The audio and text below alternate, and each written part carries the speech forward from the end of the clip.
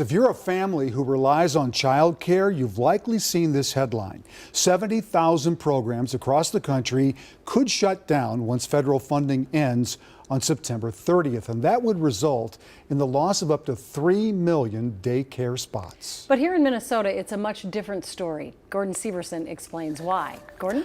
Yeah, Minnesota is among a handful of states that are basically keeping this program going with state funding that will kick in just as this federal funding is phasing out. Families shouldn't be nervous that the sky is falling. Claire Sanford with the Minnesota Child Care Association says a crisis is coming in the child care profession, but not in Minnesota. We're trying to really get the word out that Minnesota is in a far better place. She says Minnesota is among a small handful of states that recently set aside millions of dollars in state money to basically continue a federal child care program that was created during the pandemic.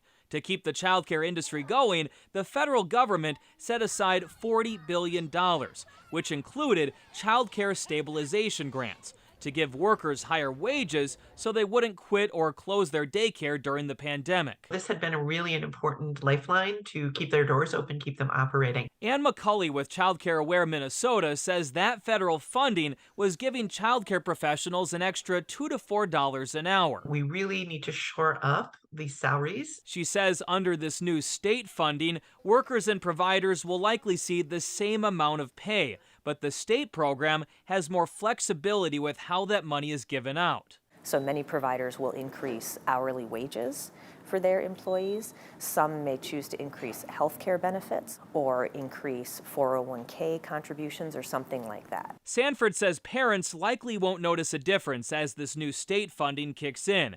The funding is in the budget for the next 2 years. She's hoping that certainty will give daycare providers an incentive to grow. We need more providers in Minnesota. We think this will make it easier for providers to locate and expand here. For our viewers in western Wisconsin, right now there is nothing in place to fill the void left over after this federal funding goes away. Republicans in the state legislature, however, recently proposed a package of bills to help the child care profession moving forward, but those bills have not been approved yet. Back to you.